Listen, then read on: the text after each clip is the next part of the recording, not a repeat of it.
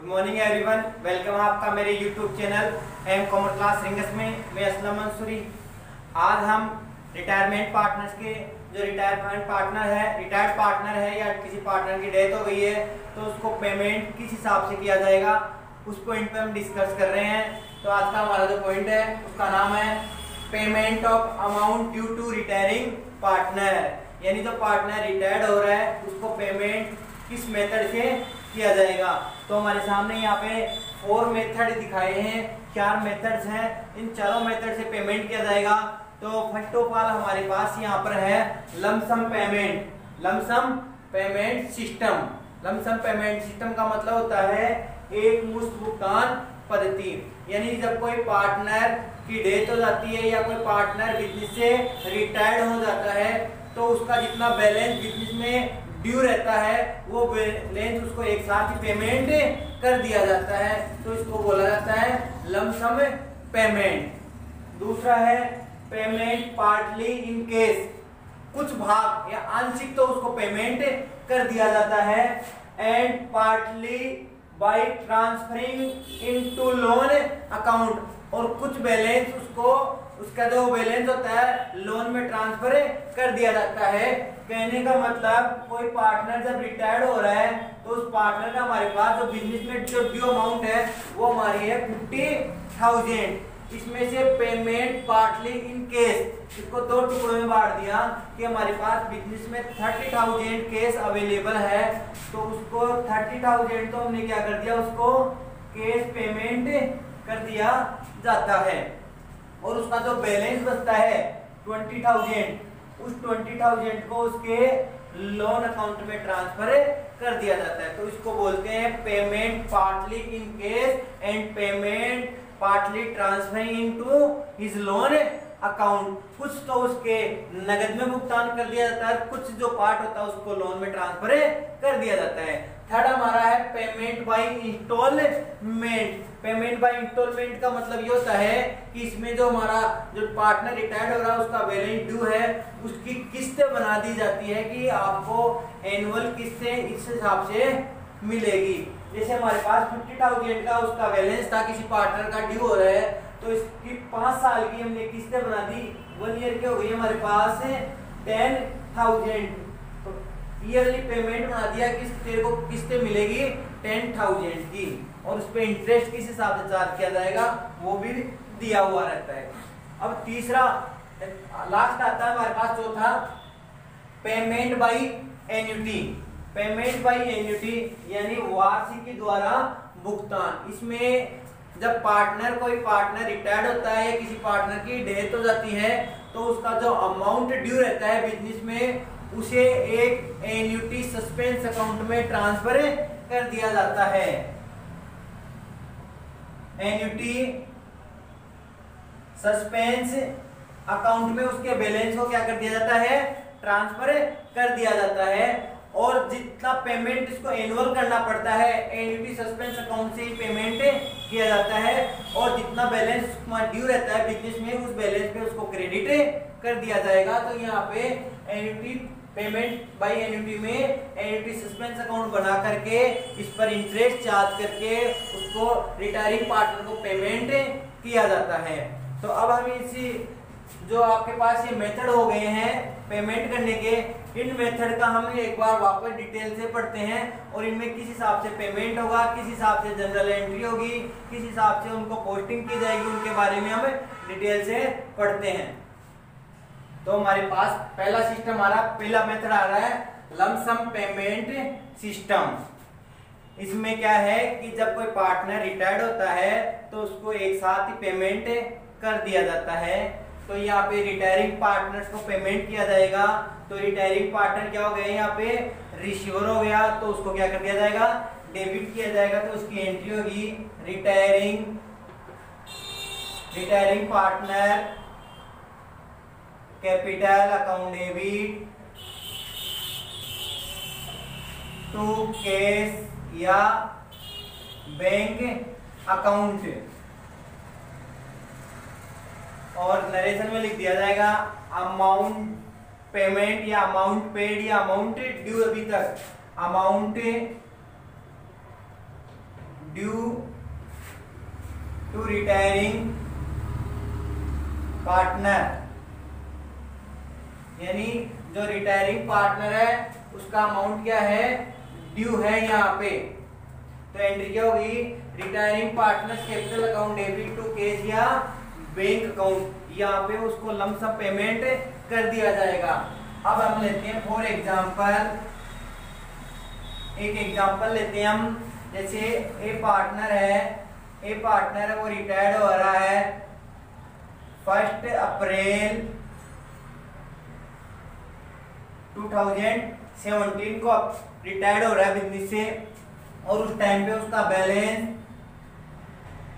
Of capital का balance उसका business में ड्यू है 60,000 ऑन 1 अप्रैल 2017 को उसका जब रिटायर्ड हो उस टाइम पे वो बिजनेस के मांगता है 60,000 रुपए।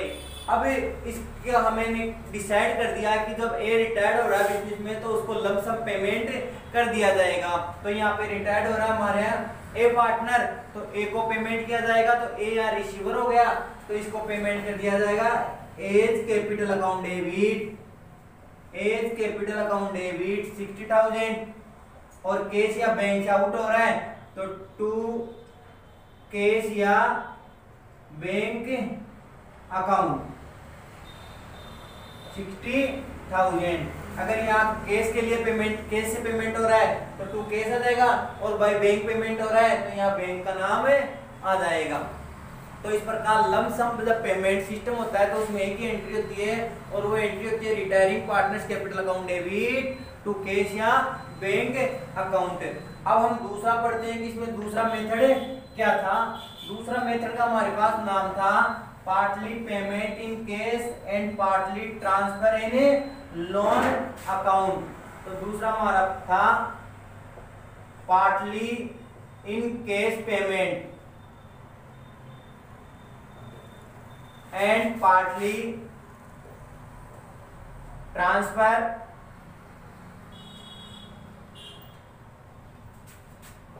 Into loan account.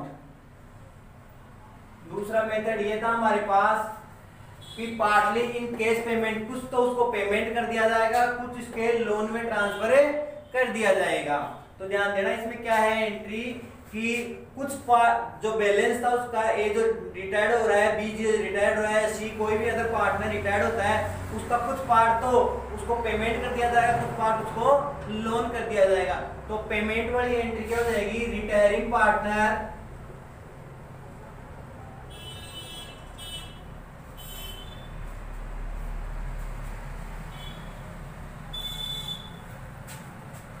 तो रिटायरिंग तो पेमेंट वाली एंट्री क्या हो जाएगी, retiring partner capital account debit, retiring partner capital account debit to cash या बैंक अकाउंट। ये तो क्या हो गया, उसको पार्टली पेमेंट कर दिया। अब क्या कह रहा है, पार्टली ट्रांसफर इनटू कैश। तो जो बैलेंस था उसका कुछ पार्ट हमने उसके लोन अकाउंट में ट्रांसफर कर दिया, तो यहाँ लोन अकाउंट क्रेडिट हो जाएगा to retiring partner loan account.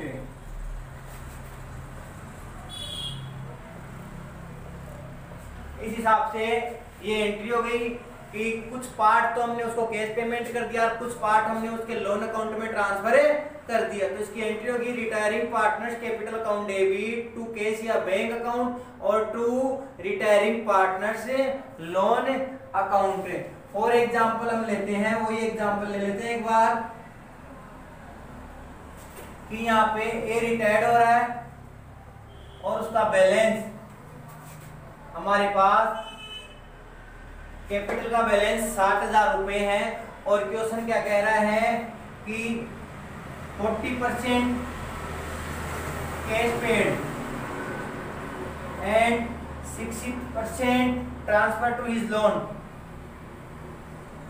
Transfer to his loan account.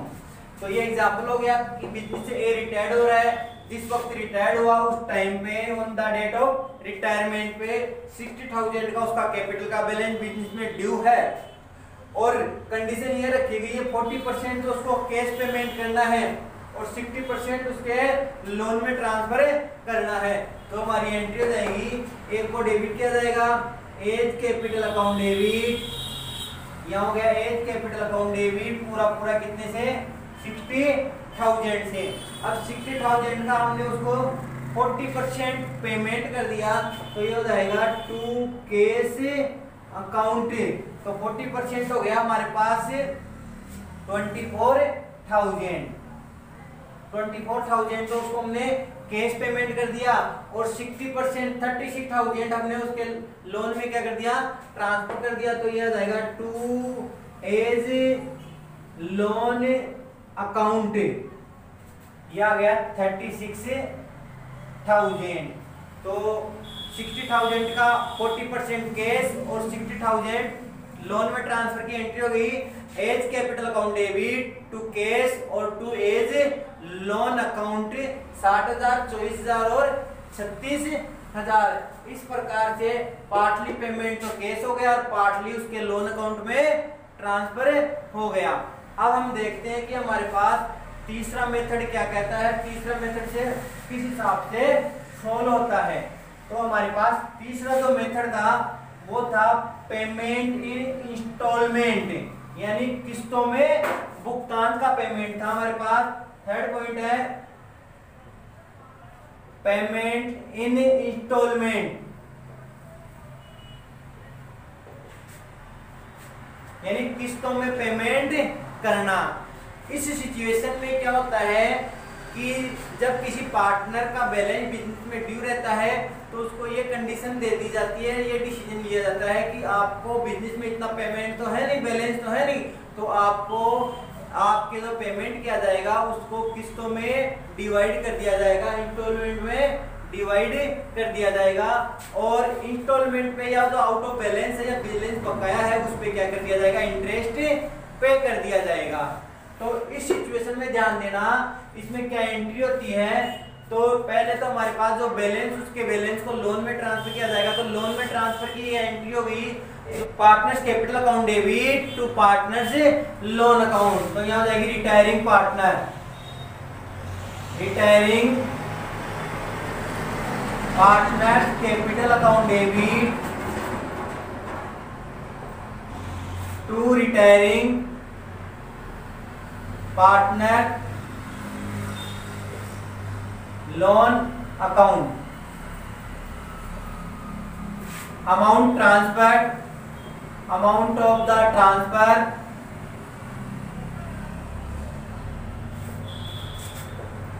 Into loan account of retiring partner. तो यहाँ पे सबसे पहले हमें उसके कैपिटल के बैलेंस को लोन में ट्रांसफर करना होगा। अब जितना ट्रांसफर हमने लोन को कर दिया, कैपिटल का ट्रांसफर किस में कर दिया, लोन में कर दिया, तो सबसे पहले इस लोन पे जो हमारे पास लोन बिजनेस में ड्यू है उस पे इंटरेस्ट चार्ज किया जाएगा। और इंटरेस्ट जब चार्ज किया जाएगा तो उसकी एंट्री क्या हो जाएगी, पार्टनर्स लोन अकाउंट, यहाँ लोन अकाउंट बनेगा और लोन अकाउंट के इंटरेस्ट क्रेडिट साइड में शो किया जाएगा, तो उसकी एंट्री हो जाएगी interest account debit to retiring partners loan account में। तो ये हो जाएगी हमारे पास इंटरेस्ट की एंट्री हो जाएगी interest account debit, interest account debit to retiring partners loan account या पार्टनर्स लोन अकाउंट। तो ये हो गया retiring partners loan account. Narration क्या हो गया, due to loan, amount of the due interest. तो इसका नरेशन क्या हो गया, amount of the due interest. हमने कैपिटल को ट्रांसफर कर दिया लोन में और सबसे पहले जब लोन पे जो इंटरेस्ट आया था, जितने टाइम तक ड्यू रह गया या अगली जो किस्त आएगी उतने टाइम से पहले पहले हमने इंटरेस्ट को चार्ज कर लिया कि इंटरेस्ट भी बाकी है। अब क्या करेंगे, लोन अकाउंट के डेबिट साइड उसको पेमेंट कर दिया जाएगा बैंक के थ्रू या कैश थ्रू। तो जो एंट्री हो जाएगी वो क्या हो जाएगी, पार्टनर्स लोन को क्या कर दिया जाएगा, डेबिट कर दिया जाएगा। तो यहाँ हो गई पेमेंट की एंट्री हो जाएगी, तो retiring partners loan account debit, retiring partner loan account debit to loan, क्या हो गया, उसको पेमेंट कर दिया टू कैश या बैंक अकाउंट, और यहाँ पे आ जाएगा पेमेंट ऑफ रिटायरिंग पार्टनर। तो ये हो गई इस प्रकार से एंट्री।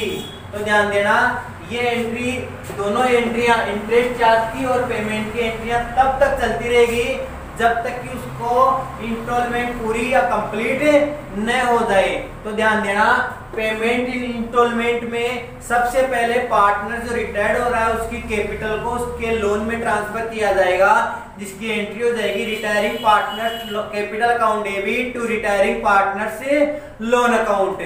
अब इसके बाद में उस बैलेंस ऑफ लोन पे इंटरेस्ट चार्ज किया जाएगा, तो इंटरेस्ट की एंट्री हो जाएगी interest account debit to retiring partners loan account. अब हम जब यहाँ पे पेमेंट करेंगे उसकी, तो पेमेंट की एंट्री हो गई retiring partners loan account debit to cash account. इस लोन में ध्यान देना, यहाँ पे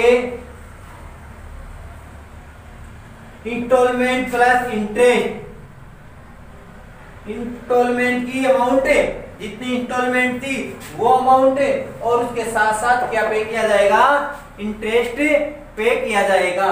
और जब पेमेंट इन इंस्टॉलमेंट होता है तो यहाँ पे लोन अकाउंट प्रिपेयर होता है। क्या होता है, लोन अकाउंट प्रिपेयर होता है।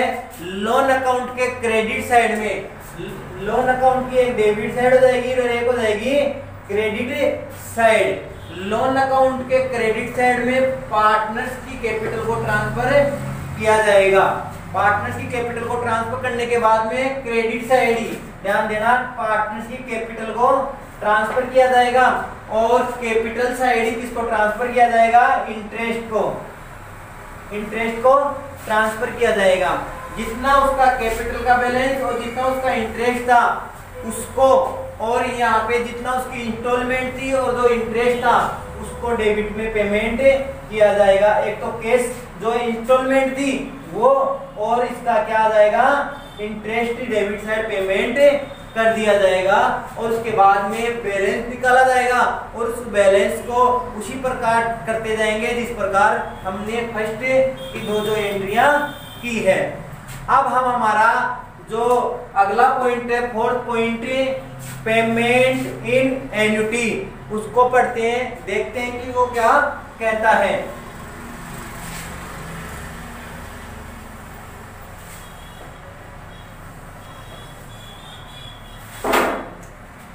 तो हमारा फोर्थ जो पॉइंट है वो है payment in annuity. Payment in annuity, इसको समझना। पेमेंट इन एन्युटी का मतलब होता है कि वार्षिकी पेमेंट किया जाएगा। पेमेंट कैसा किया जाएगा, वार्षिकी भुगतान किया जाएगा। अब वार्षिकी भुगतान कैसे किया जाएगा उसको समझते हैं हम। जब कोई पार्टनर रिटायर्ड होता है या किसी पार्टनर की डेथ हो जाती है, तो डेथ होने के बाद उसके एग्जीक्यूटिव को पेमेंट किया जाएगा। या ये समझ सकते हैं, जब कोई पार्टनर रिटायर्ड हो रहा है तो उसका जो बैलेंस होता है उस दिन का, उस बैलेंस को हम ट्रांसफर करते हैं एन्युटी सस्पेंस अकाउंट में। और एग्जांपल, ए रिटायर्ड हो गया और उसका बैलेंस हमारे पास है 60,000 कैपिटल का बैलेंस है। अब क्या किया जाएगा, सबसे पहले इस कैपिटल के बैलेंस को हमें ट्रांसफर करना पड़ेगा एन्युटी सस्पेंस अकाउंट में। एन्युटी सस्पेंस अकाउंट में इसके बैलेंस को क्या किया जाएगा, ट्रांसफर्ड किया जाएगा। तो ध्यान देना, जब कोई पार्टनर रिटायर्ड होता है तो वहां उसके जो रिटायर्डिंग जो बैलेंस है उसको ट्रांसफर किया जाएगा एन्युटी सस्पेंस अकाउंट में। एन्युटी सस्पेंस अकाउंट में ट्रांसफर करने के बाद एक फिक्स इंटरेस्ट चार्ज है, फिक्स चार्ज की रेट या फिक्स रेट पर उसको इंटरेस्ट पे किया जाएगा और वो किस साइड के दिया जाएगा, क्रेडिट साइड में उसको इंटरेस्ट पे किया जाएगा, जितना उसका इंस्टॉलमेंट ड्यू होता है उसको पेमेंट किया जाएगा। और एन्युटी अकाउंट के जो डेबिट साइड होता है उसको यहाँ पे पेमेंट किया जाएगा, एन्युटी पेमेंट किया जाएगा। यहाँ पे एनुअल कितना पेमेंट होता है उस हिसाब से पेमेंट कर दिया जाएगा। अब इसकी जब एंट्री बनाते हैं हम तो हमारी क्या एंट्री होती है, तो सबसे पहले हमारा जो कैपिटल का बैलेंस है उसको ट्रांसफर किया जाएगा। जैसे लोन को ट्रांसफर, कैपिटल को ट्रांसफर किया था लोन में, तो एंट्री होती है loan capital account debit to loan, ऐसे ही ट्रांसफर हो जाएगी capital to annuity suspense account, तो वो एंट्री हो जाएगी retiring partners capital account debit. तो एंट्री हो जाएगी हमारे पास retiring partner capital account debit to annuity suspense account, to annuity suspense account. ये ट्रांसफर हो जाएगा, नरेशन आ जाएगा, retiring partners capital transfer to annuity suspense account. यहाँ पे हमने जो रिटायरिंग पार्टनर है उसकी कैपिटल के बैलेंस को हमने एन्युटी सस्पेंस अकाउंट में क्या कर दिया, ट्रांसफर कर दिया। अब सेम है, जिस प्रकार लोन पे इंटरेस्ट चार्ज कर रहे थे वैसे ही एन्युटी सस्पेंस पे यहाँ क्या कर दिया जाएगा, इंटरेस्ट चार्ज कर दिया जाएगा, इंटरेस्ट चार्ज कर दिया जाएगा। तो फर्स्ट एंट्री ये हो गई, तो सेकेंड एंट्री क्या हो जाएगी, इंटरेस्ट चार्ज किया जाएगा किस पे, एन्युटी सस्पेंस पे। तो इंटरेस्ट की एंट्री हो जाएगी interest account debit, interest account debit to annuity suspense account. हमारे पास इसका नरेशन हो जाएगा इंटरेस्ट पेड या interest due on annuity account. अब एक साल की तीसरी जो एंट्री होगी वो क्या हो जाएगी, उसको पेमेंट करने की एंट्री हो जाएगी और पेमेंट किया जाएगा तो एन्युटी अकाउंट से पेमेंट किया जाएगा। तो थर्ड एंट्री हो जाएगी annuity suspense account debit, annuity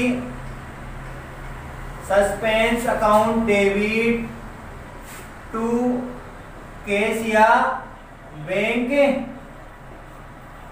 account. ये क्या हो गई, उसके जो कैश या पेमेंट कर दिया वो एंट्री हो गई।